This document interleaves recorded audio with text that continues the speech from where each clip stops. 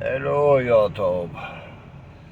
Sorry it's been a while, but my truck's been in and out of the shop constantly. Been in and out of the shop. I got this truck in September, October, somewhere in there. Truck's been in and out of the shop. I recovered it from another driver and all kinds of different other issues that were being taken care of. They didn't want to let shop in Indianapolis take a look at it, but I just want to talk a little bit about Crete. As I've been here since August, end of August, September ish, and basically they're a decent company to work for. But if you're considering it, look into it a little bit, take a little bit in consideration what I'm about to tell you about the company. If you like to run your butt off, run your clock till it's null and void, fine, go for it.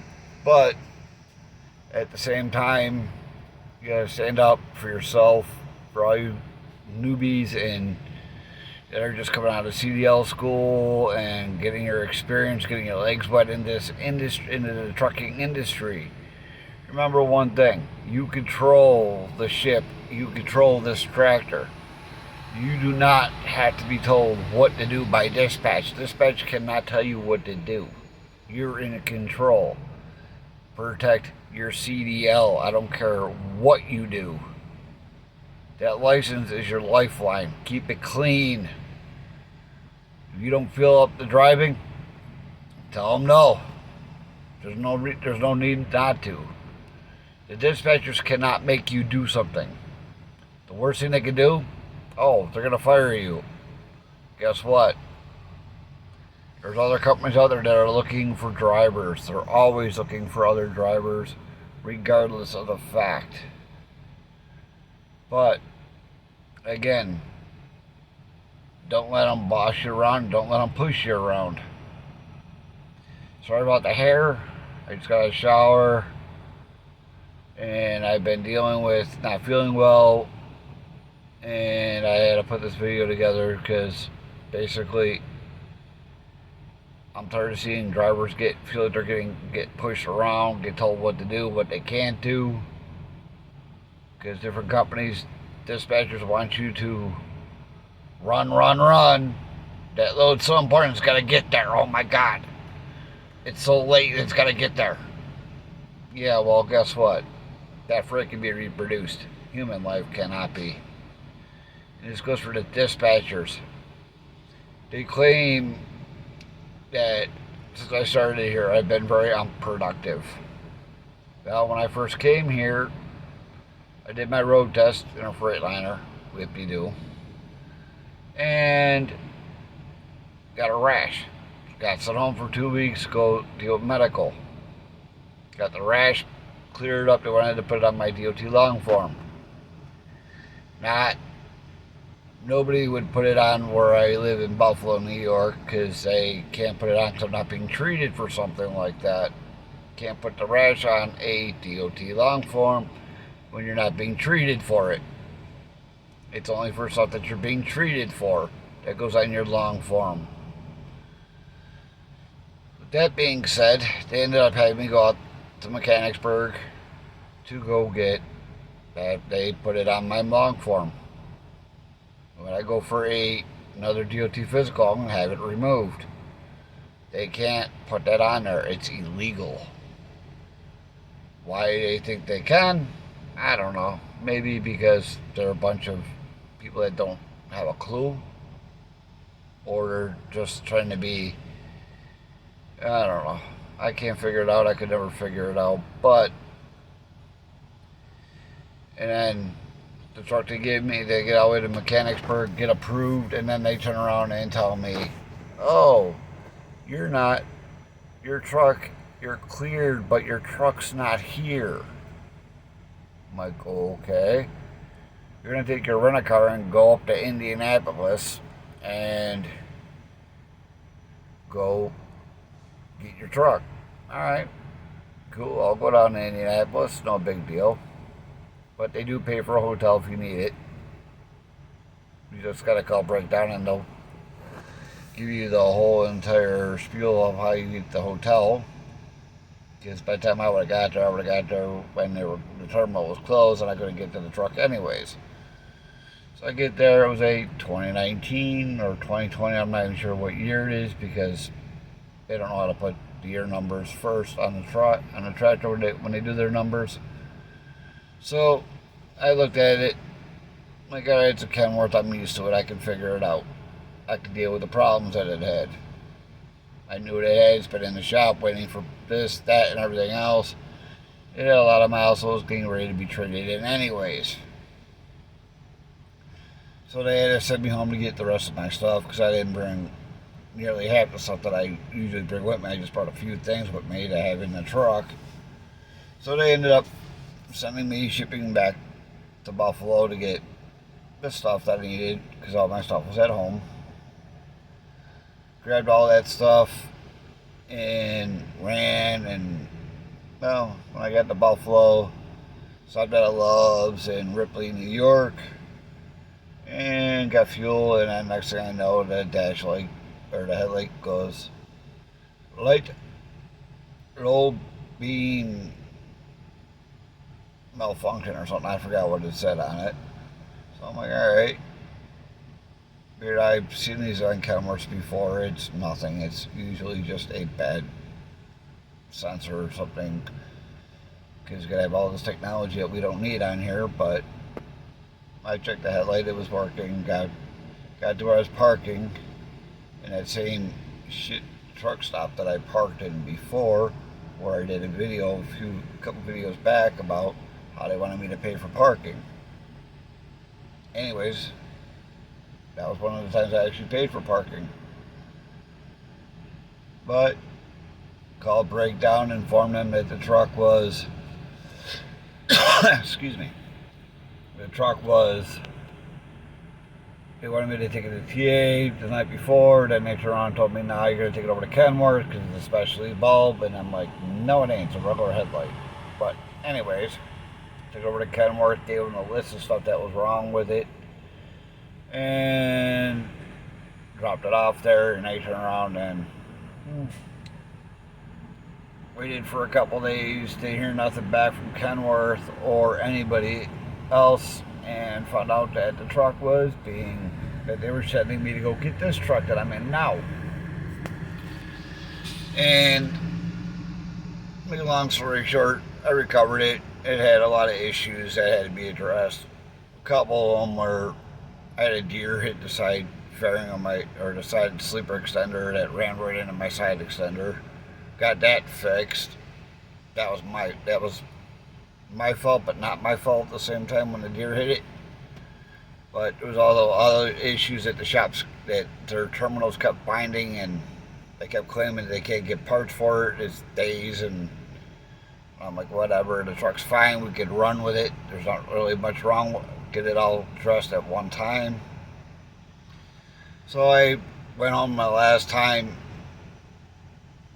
Just figured that I'd be home for about a week. Take it over to Kenworth to Buffalo again to get the bumper fixed because one of the mounting brackets was busted on the front bumper.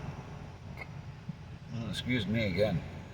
But come to find out that it was sad there. Breakdown didn't want to do that. They didn't want to do this. The windshield wiper arm had a bend in it. The mirror was shaking, and they fixed that. That was undercovered on warranty. And there's a dash. I got the digital display dash, and turn around and I was told by Columbus Terminal after it was updated in Georgia by MHC that the truck needed another update. And I'm like, okay, the truck was just updated. And they go, well, you need another update, blah, blah, blah, blah. So whatever. When I took it over to Kenworth, they were waiting for approval. They didn't have the approval yet for the bumper. Then they had to get the wiper arm added on because their breakdown department refused to do this. And this is what a lot of the problem comes into play, is because their breakdown department doesn't want to do anything. They don't want to prove much to get stuff accomplished. And I'm sorry, but I want my truck to be look good, clean, no nothing, no damage or anywhere. I like to have the damage fixed and repaired pretty much quickly as possible. Make a long story short, the truck's at for about, it was at Kenworth for about 2.5 weeks, waiting for approval for the bumper. They had ordered a bumper from the factory, and I'll show that in another video, that the bumper's still pretty much the original bumper. They just replaced part of it because it's a sectional bumper, obviously, with the new bumpers. And I'll show that on the next video that I do, what some of the work that was done and some of the work that, well, leads to be a guessing game. But anyways, long story short is, I've been in contact with the dealership waiting for my truck to be done. They were trying to tell me that the truck was done on the 14th, or I believe the 14th of February. And why I'm not in my truck and running with it, no idea. I explained to them the truck was not done. The truck just got done on the 22nd or the 21st, because they just got the bumper in and they didn't get it on over the weekend. They got it on Friday. They didn't get the bumper on until Monday or Tuesday at night. And I was waiting for them to let me know that the truck was done. Kenworth would let me know. They would call me to let me know, because I asked them to do it and they would do it. So they were waiting for the final payment, and they had to do the different payment for the wiper arm and a different payment for the, they had to make things complicated with it. Come to find out, the next day that I told them when I found out the truck was done, I told them I'd be ready to roam when the truck's done. And I had a rush to go get my truck because they told me that they had another driver coming. He was an hour away, and I'm like, what are you talking about? The truck's assigned to me. And they're like, the terminal manager coming goes, they got somebody coming to get your truck because it's been sitting there. And I'm like, no, it hasn't. And I told him, I said, I've been in constant contact with Kenworth. I don't know what this company's telling where to get that this truck was done and ready to go. They had the same issue with the first truck that I got. Tell me that the truck was ready to go and the truck was nowhere near ready to go. So obviously somebody in this company doesn't know what the hell they're doing or what's going on. But again, if you want to work for a company, because I don't know if I'm going to stay with Crete or not. I don't know how the Schaefer end is, because I don't run reefer. I run dry van. And I've had ups and downs with Crete. I've been told I was unproductive because my truck been in and out of the shop. That's not being productive. I only take freight. I'll take a load, drop it. I won't go, if I got hours, I won't use my hours to go pick up another load. I'll just leave it the way it is. And I'll go pick it up the next day. Where I have a full clock, I'll get to where I can, as close as I can. I'm not about to go pick up and waste time at a shipper when I don't have a full clock. Because you never know, whether it'll be a quick load or unload, depending on where it is. If it's a live load, I've been in places where they told me it was a drop and hook, and it turned out to be a live unload. So your guess is as good as mine on everything that they do. Now, when it comes to dispatch, like I said, it's strictly up to you and you alone. You want to work for Crete? The money, it's alright. But you're dealing with people that it seems like that you got to train them in how to do a job. Because the head dispatcher is an idiot. Thinks, trying to tell you you're not productive, you're not moving freight, these wheels aren't moving because you got time, you can go move freight. I explained to them, I don't do that. I run freight on my time. You're trying to tell me that I'm going to make more money hauling your freight because I'm driving more hours? No. I'm not going to make more money or less money because you want to tell me I got to drive more hours. You get paid by the mile.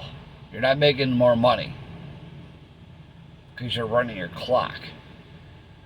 These idiots don't seem to understand that we don't get paid by the hour. If I got paid by the hour and I got paid a whole lot more money, I probably would consider it, but chances are I don't believe in that. I'd rather run my clock when it's a bit beneficial to me, and depending on what time of the day and where you're at, you also got to know where you're at to know whether you should run your clock or not. But on that note, if you have any questions, leave your comments. If you like this video, subscribe, please. But I will be putting another video out, a little bit more detailed about the truck. I did a video a while back also about the tour of it. I'm going to give it a little bit better tour detail, and also try to give you a little hint on what you should and shouldn't bring with you when you're going into a trainer's truck. I used to train, and I'll give you a little bit of advice on stuff you should bring, stuff you shouldn't bring, and give you a little heads up on that. Until next time, stay safe. See ya. Bye.